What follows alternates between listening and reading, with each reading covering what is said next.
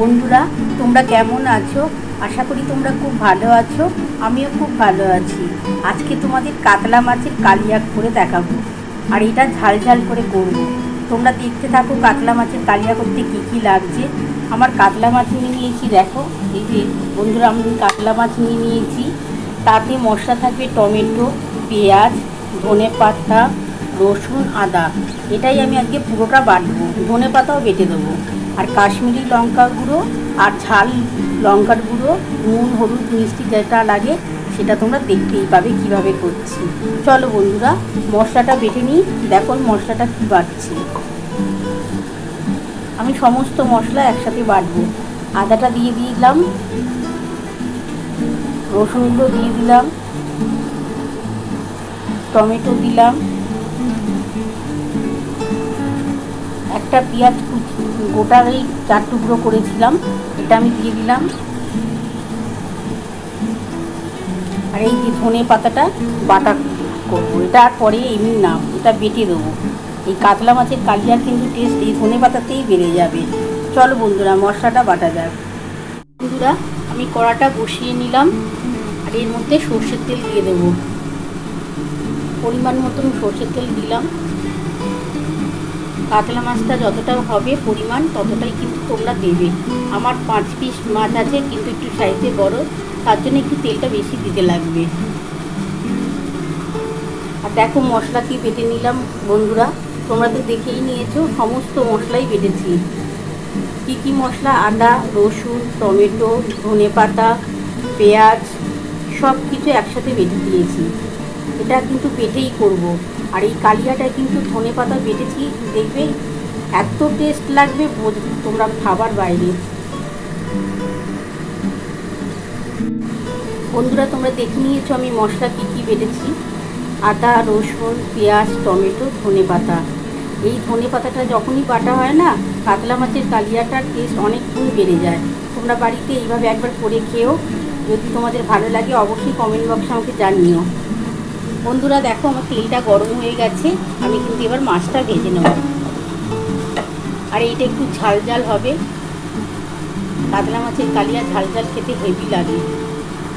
বন্ধুরা, আমার কিন্তু তেলটা গরম হয়ে গেছে, দেখো। এবার আমি মাছটা ভেজে নিচ্ছি।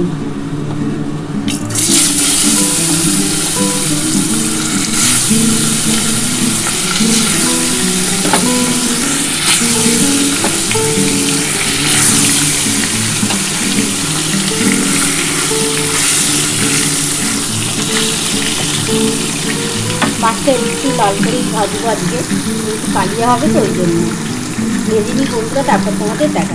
বন্ধুরা দেখো, আমার কিন্তু 1 পিস ভাজা হয়ে গেছে, আমি একটু ভুজে দিয়েছিলাম।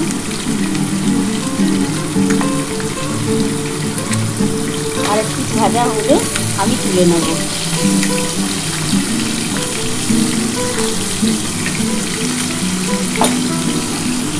এটা ভাজা হয়ে গেলে তুলে নেবো, তারপর তোমাদের রান্নাটা দেখাচ্ছি। এটা দেখো, আমার কিন্তু মাছটা ভাজা হয়ে গেছে, আর একটু লাল লাল করেই মাছটা ভেজেছি। এবার দেখো বন্ধুরা, আমার এই যে তেলটা গরম হয়ে গেছে, আমি এবার মশলাটা দিয়ে দেবো।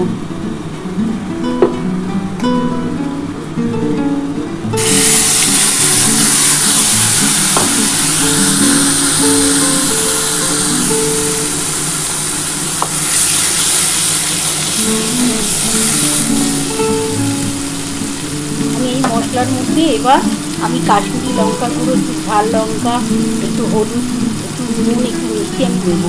তোমরা দেখতে থাকো বন্ধুরা। প্রথমে কিন্তু আমি একটুখানি চিনি দেবো। আমি অল্প একটু চিনি দিয়ে দিলাম। তারপর আমি চিনিটা দিয়ে আগে প্রথমে একটুখানি ভেজে নেবো মশলাটাকে, তারপর আমি সব মশলা দেবো।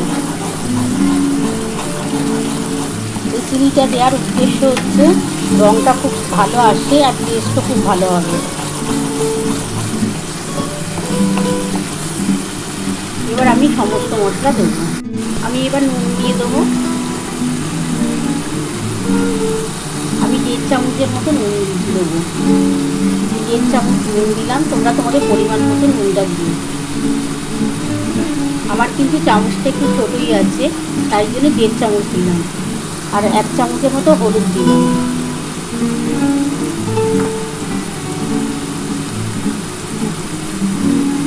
এক চামচ ঝাল লঙ্কার গুঁড়ো দিলাম। আর এই যে কাশ্মীরি লঙ্কা গুঁড়োটা অল্প একটু দিলাম, এটা রঙের জন্য।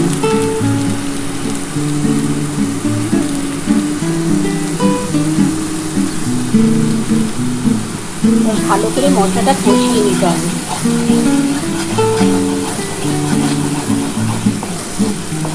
মশলাটা থেকে যখন তেলটা ছেড়ে ছেড়ে আসবে তখন কিন্তু জানা যাবে যে মশলাটা কমপ্লিট হয়ে গেছে।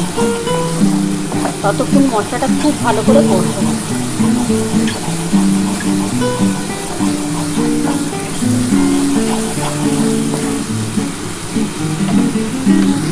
বন্ধুরা দেখো, আমার মশলা থেকে কিন্তু পুরো তেল ছেড়ে ছেড়ে এসছে। মশলাটা ভালোভাবে কষানো হয়ে গেছে। এবার আমি জল ঢেলে দেবো।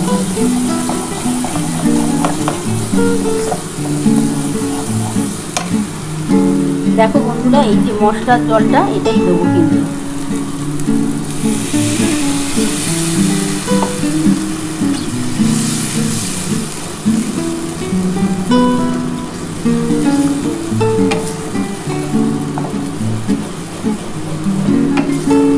এবার আমি ঢাকাটা দিয়ে দেবো। বন্ধুরা, আমি ঢাকাটা দিয়ে দিলাম। আমি 5 মিনিট পর আবার ফিরে আসছি। ততক্ষণ একটুখানি ফুটে উঠুক, তারপরে মাছটা কিন্তু দেবো। বন্ধুরা, আমি 5 মিনিট পর ঢাকাটা খুলে দেখি কতটা হলো। দেখো বন্ধুরা, তেল আমার ছেড়ে ছেড়ে এসছে। ওহ, দেখতে কিন্তু দারুণ লাগছে কালারটা। এবার আমি মাছটা দিয়ে দেবো।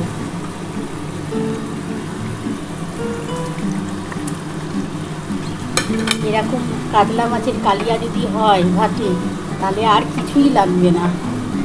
দারুণ লাগছে। দেখো বন্ধুরা, তোমরা কিন্তু ধনেপাতাটা বেটে একবার করে দেখো, দেখবে দারুণ টেস্ট হয় কিন্তু।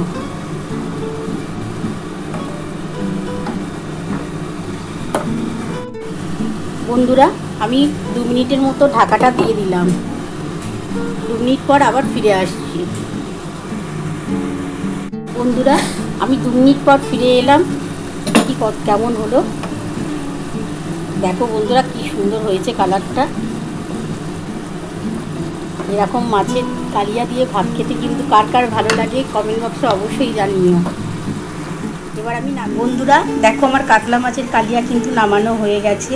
কেমন লাগছে বলো? আমার তো ভীষণ ভালো লাগছে। কালারটা কিন্তু দারুণ হয়েছে। তোমরা কিন্তু একবার হলো আমার মতো করে খেও। যদি তোমাদের ভালো লাগে প্লিজ একটা লাইক সাবস্ক্রাইব করতে ভুলো না। এরপর আরও নতুন নতুন রেসিপি নিয়ে তোমাদের সামনে হাজির হব। Thank you.